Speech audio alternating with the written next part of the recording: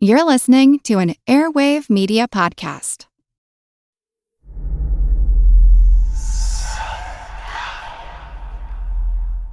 Hey y'all, spooky season is here. And if you're looking for a show to whet your appetite for a little haunted history, then I'd like to invite you to check out Southern Gothic, a chart-topping history podcast that explores some of the most infamous legends, folklore, ghost stories, and hauntings of the American South. We've covered all sorts of stuff from the Bell Witch of Tennessee to the disappearance of the Confederate submarine, the H.L. Hunley, not to mention our deep dives into the local lore of some of America's oldest and most haunted cities, like New Orleans, Charleston, and St. Augustine. So, if you're ready for a little good old-fashioned Halloween storytelling with a commitment to quality historical research, then be sure to check out Southern Gothic today. It's available now on all your favorite podcast apps.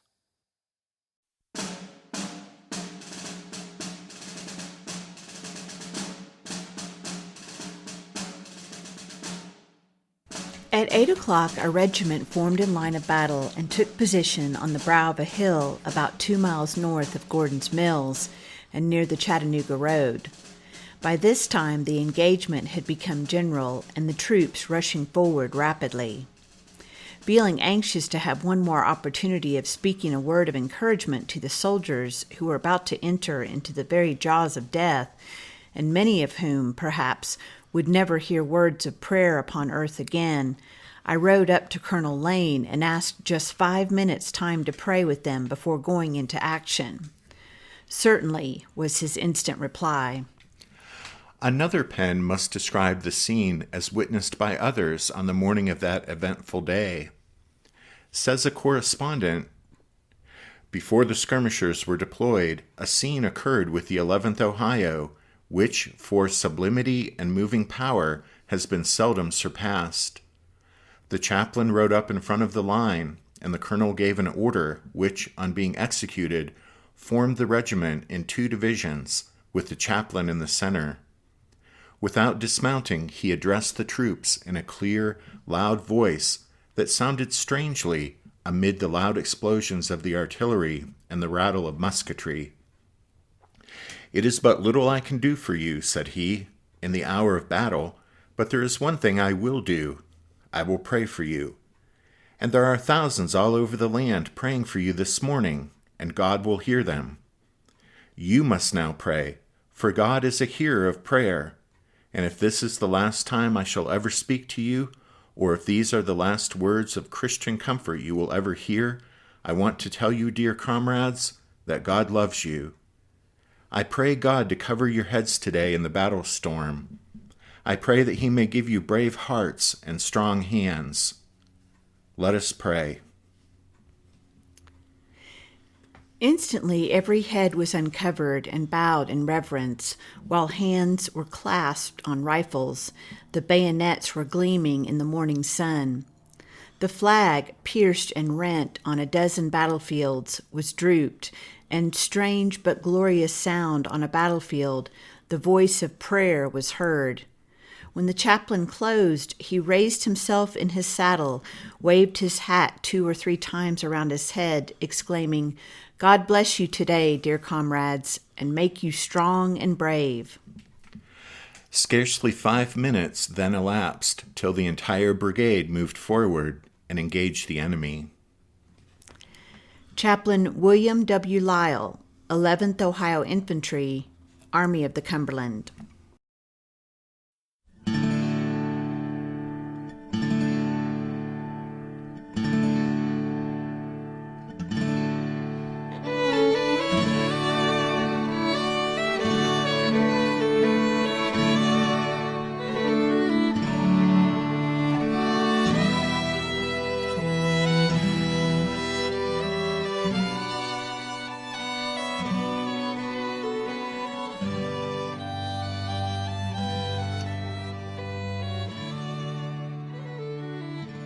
Hey everyone, welcome to episode 409 of our Civil War podcast.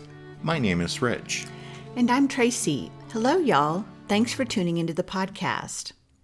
As y'all will recall, with the last episode, we finished looking at the action on the northern part of the battlefield on the morning of Sunday, September 20th, 1863, the third and final day of the Battle of Chickamauga. We also talked about the abysmal performance there on that part of the battlefield by Confederate right-wing commander Leonidas Polk. The commander of the Confederates' Army of Tennessee, Braxton Bragg, had initiated the battle 2 days before with the goal of turning the enemy left and then pushing the Yankees south, cutting them off from Chattanooga and destroying their army. And here, on the morning of the 20th, Bragg was still trying to turn the enemy left so that he could push the Yankees south, away from Chattanooga, and destroy their army. But the failure of the Confederate right wing on the morning of the 20th was significant because after that failure, the chance for any truly decisive results at Chickamauga had slipped through Bragg's fingers. You see, on the 20th, Bragg could only hope for decisive results if he could succeed in rolling up the Union left, and that, of course, could only be done on the northern part of the battlefield by Polk's wing of the army. And so, as Tracy just said, the failure of the Confederate right wing that Sunday morning was significant because it meant that, whatever else happened that day, Bragg was almost certainly going to fail to destroy the Yankee army. He might give the enemy army a good kicking, but the failure to turn the Federal left meant that short of a miracle, Bragg's plan was going to come up short. He wouldn't succeed in pushing the Federal south, cutting them off from Chattanooga, and destroying their army. The Confederate right wing failed in its mission that morning due to Polk's inept direction, but also because, on the Federal side, George Thomas and the soldiers in blue under his command were able to maintain their position and turn back the piecemeal, uncoordinated rebel attacks. However, the Federals' success on the northern part of the battlefield, there in and around Kelly Field, came at a price. Because to answer Thomas's never-ending calls for assistance, Army of the Cumberland commander William Rosecrans pulled more and more troops from other parts of the Union line and sent those troops to Thomas. That meant that although Thomas's sector of the battlefield was made rock solid, all the shifting and moving of units led to confusion and resulted in a serious mistake that left the southern part of the Federal lines fatally vulnerable just as Longstreet's wing of the Confederate Army finally started to roll forward. We took some time in the last episode to explain how Federal Division Commander Thomas Wood ended up pulling his brigades out of the front line and how that left a gaping hole in the Federal lines just at the point where Longstreet's attack was about to land. Not only that, but Rosecrans' moving and shifting of so many units meant that, except for Wilder's Lightning Brigade and one brigade from Jefferson C. Davis's division, the entire right side of the Army of the Cumberland wasn't set and in place, but instead was in motion when Longstreet's attack started to roll forward. Taking all of that into account, the timing of Longstreet's attack simply couldn't have been worse for the Federals or better for the Confederates, as circumstances prepared the way for the most dramatic moment of the entire battle. Exactly, because by pure blind luck, the stage was thus set for Longstreet's attack to hit at the very moment almost the entire right side of the Union Army was in motion, and to strike at the very point the Yankees had created a fatal weak spot.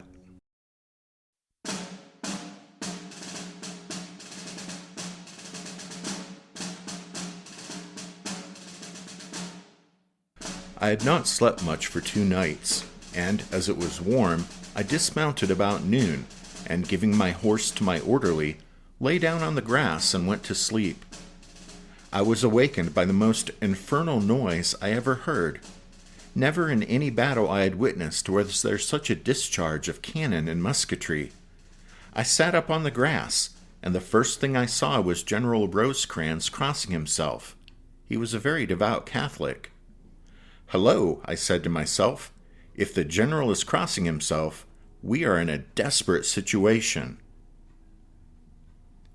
Charles Dana, Assistant U.S. Secretary of War. The scene now presented was unspeakably grand. The resolute and impetuous charge, the rush of our heavy columns sweeping out from the shadow and gloom of the forest and into the open fields flooded with sunlight, the glitter of arms, the onward dash of artillery and mounted men, the retreat of the foe, the shouts of the host of our army, the dust, the smoke, the noise of firearms, of whistling balls and grape shot, and of bursting shells, made up a battle scene of unsurpassing grandeur. Brigadier General Bushrod Johnson, Division Commander, Army of Tennessee.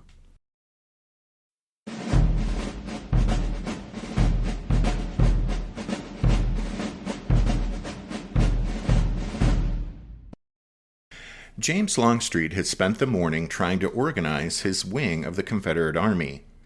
As we talked about previously, Longstreet especially desired to shuffle units around so that his veterans from the Army of Northern Virginia would be in the front line and lead his attack. But as you guys know, Longstreet's effort to create space to place the troops from Virginia in his front line had unintended consequences when it resulted in Stuart's division sliding to the north and getting in front of some of Patrick Cleburne's troops. In fact, the final alignment of Longstreet's wing was quite unbalanced and, in the end, wasn't at all what he had wanted it to be. That's because even with Stuart shuffling to the north, there still wasn't space in the front line for the troops Longstreet wanted to move up. So the result was that 3 divisions were stacked up in a column, 5 lines deep.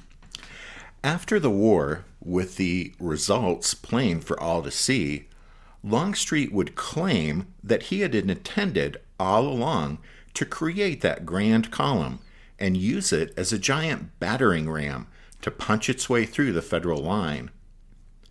Longstreet would make it sound as if this deployment and the consequent shattering of the Federal right at Chickamauga was a stroke of brilliance that was the culmination of all the experience he'd gained on battlefields from First Manassas to Gettysburg.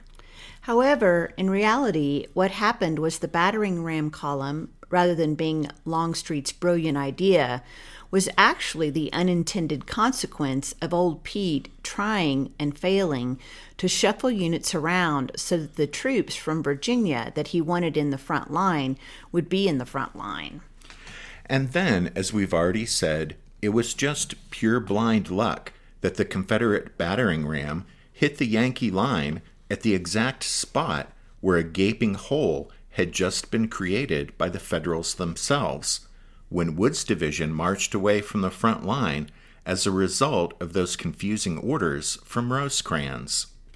Despite what Longstreet claimed after the war, his own official report, written in October 1863, makes no mention that the battering ram column was his idea or intentional. In fact, in his report, he mistakenly places Hood's old division under Law's command in the front line, which is where he'd wanted it to be, but that's not where it was when the attack started. All of that's to say that while there's still a tendency in some quarters to assign credit to James Longstreet for a stroke of brilliance in creating the battering ram column and sending it barreling through the gaping hole in the Federal line, we wanted to point out that in reality, neither of those things were intentional on Longstreet's part.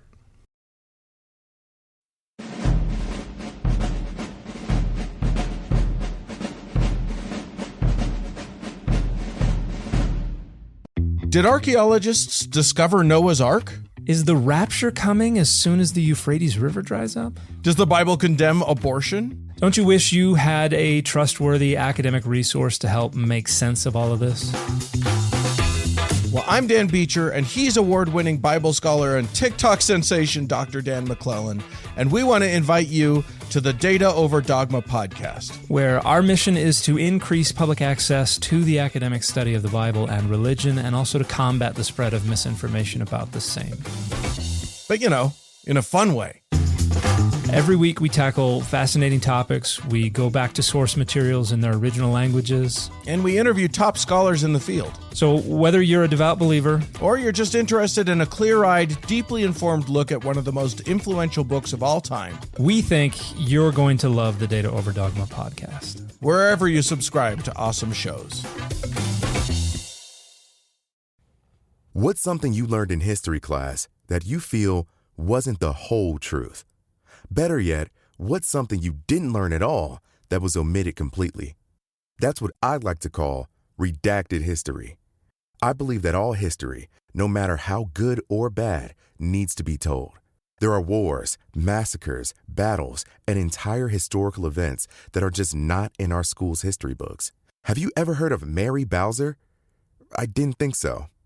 My name is Andre White, the host of the Redacted History Podcast, the place where history's forgotten events, heroes, and villains get their story told, one episode at a time. So come huddle around the campfire with me and get ready to hear the stories that you were robbed of. And get comfortable. We're going to be here a while. The Redacted History Podcast. Real history never dies. Stream the Redacted History Podcast on Apple Podcasts, Spotify, or wherever else you get your podcasts. When Longstreet's wing moved forward shortly after 11 a.m., it rolled right through the gap that Wood's withdrawal had just made in the Federal line. Bushrod Johnson's division led the attack. Next came Hood's old division, commanded by Evander Law, followed by 2 brigades of Lafayette McLaws' division, commanded in McLaws' absence by Joseph Kershaw. The battering ram column was under the overall command of John B. Hood. Bushrod Johnson's men, leading the assault, plunged ahead through the woods behind the Brotherton farm, then burst out into the open fields of the Dyer farm and found one of the most incredible panoramas of the entire war. The open space was perhaps 500 yards deep and about 1,200 wide, rimmed with hills on the far side to form a natural amphitheater. And it was the rear area of the Federal Army, which was now an indescribable scene of panic and confusion. As we've heard, to Bushrod Johnson, the scene was, quote-unquote, unspeakably grand. The scene's splendor was very much in the eye of the beholder, since the Federals who were experiencing the panic and confusion viewed it very differently. On Rosecrans' headquarters hill, Assistant Secretary of War Charles Dana's nap was rudely cut short by the sudden noise of battle, and he awakened to see old Rosie crossing himself. Dana and Rosecrans watched in horror as Federal fugitives fled the field pursued by Bushrod Johnson's Confederates. The Union right was rapidly disintegrating. Within a matter of minutes, the only remaining Federal units that retained any cohesion on this part of the battlefield were Wilder's Lightning Brigade, the 3 brigades of Sheridan's division, and several batteries of reserve artillery. With the Confederates having punched right through the hole left by Wood's departure, the next stage of the battle here would be the struggle to control the Dyer field and see whether these few Union formations could halt the rebel assault.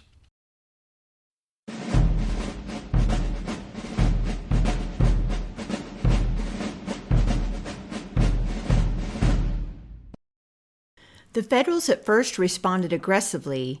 From the ridge north of the Dyer Road, the Union batteries opened up on Johnson's Confederates, and Law's coming up behind them. From a hill on the south side of the road, next to the one where Rosecrans and his headquarters personnel were hurriedly mounting up and riding away, a brigade of Federal infantry charged directly into the onrushing rebel masses in the open ground below. These Union troops were the lead brigade of Sheridan's division. They had a good position up on the hillside, but McCook, who had just come up out of the chaos in the Dyer field, foolishly insisted on ordering them to charge at once. Down off the hill they went, bayonets leveled, but they were quickly overwhelmed by the left side of Hood's massive assault column and the right side of Thomas Hindman's division, which was now advancing on the far southern end of the Confederate line. Sheridan's next brigade tried to make a stand on the hill, but was overwhelmed and swept away.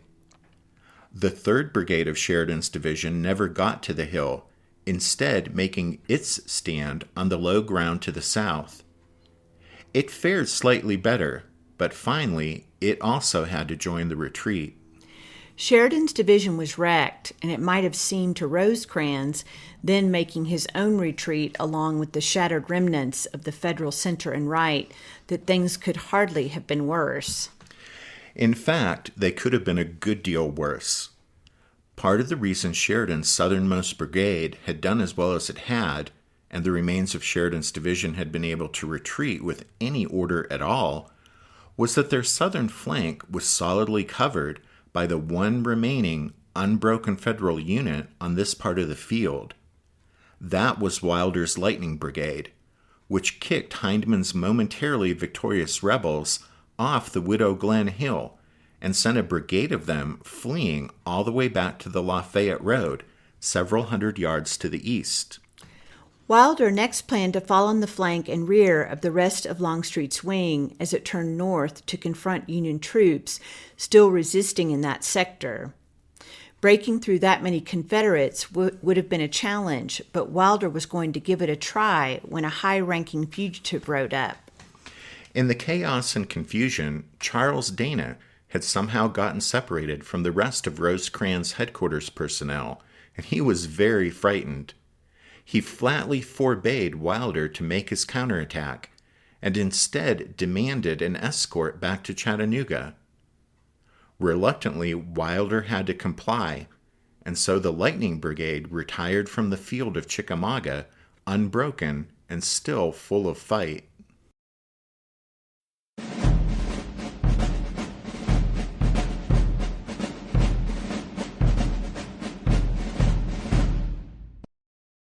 Meanwhile, back in the Dyer field, Bushrod Johnson, commanding the lead Confederate division, and John B. Hood, in overall command of the Central Assault Column, had more to think about than the feeble efforts of the Union right to stave off disaster. Johnson and Hood's immediate concern was the presence of a line of Federal cannon along the high ground at the far side of the Dyer field.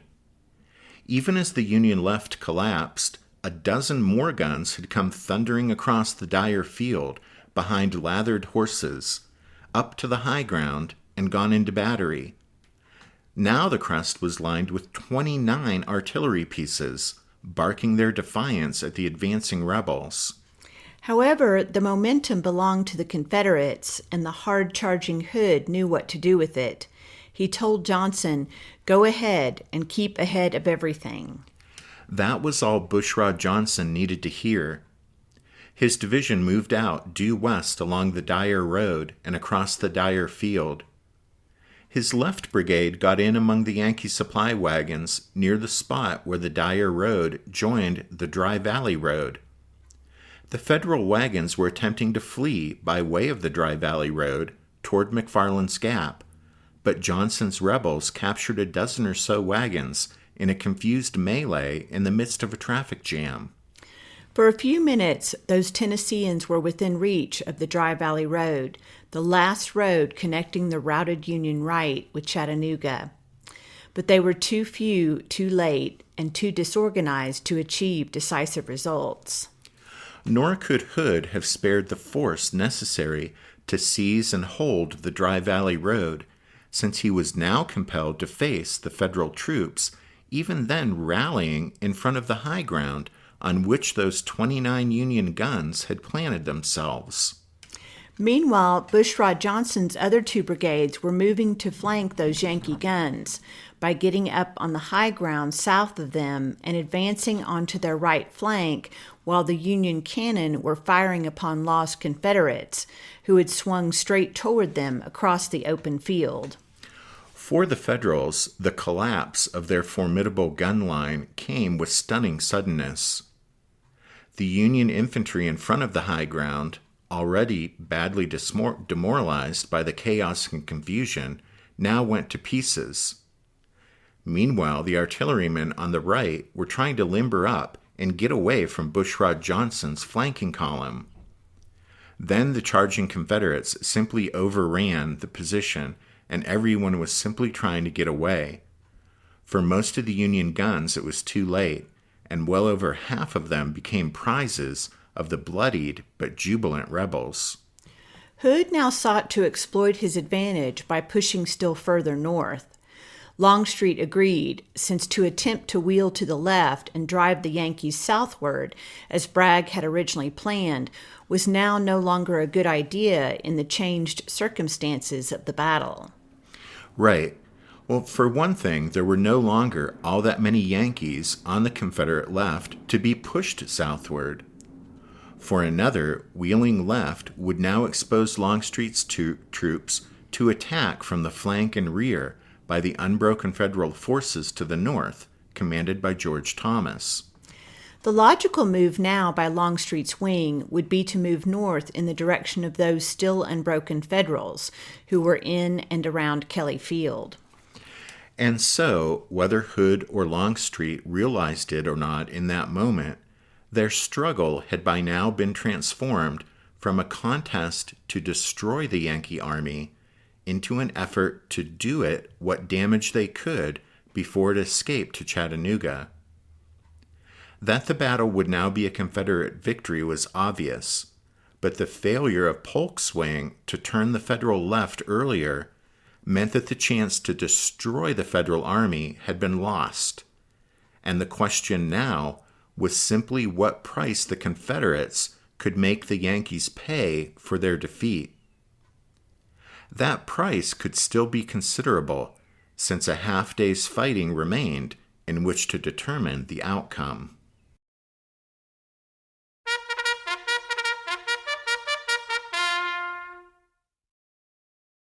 That means it's time for this episode's book recommendation. And our recommendation this time is The Chickamauga Campaign, Glory or the Grave, The Breakthrough, the Union Collapse, and the Defense of Horseshoe Ridge, September 20th, 1863, by David A. Powell. This is the third book in Powell's excellent series on Chickamauga. If you have all 3 volumes, along with his atlas, The Maps of Chickamauga, you should be all set. You can find a complete list of all of our book recommendations if you head over to the podcast website, which is www.civilwarpodcast.org. We want to give a shout out to the newest members of the Strawfoot Brigade and thank them for their support of the podcast. So a big thank you to Martin P., Jason C., Kurt D., Axel R., Nathan B., and Daniel P. And thanks to Michelle K., Tom W., Jean S., and Thomas G. for their donations. And then just a reminder that the music you hear at the beginning and at the end of every episode is from the song Midnight on the Water, and we use it with the kind permission of Spiritwood Music. Thanks to all of you for listening to this episode of The Civil War, 1861 to 1865, a history podcast. Rich and I do hope that you join us again next time, but until then, take care. Thanks, everyone. Bye.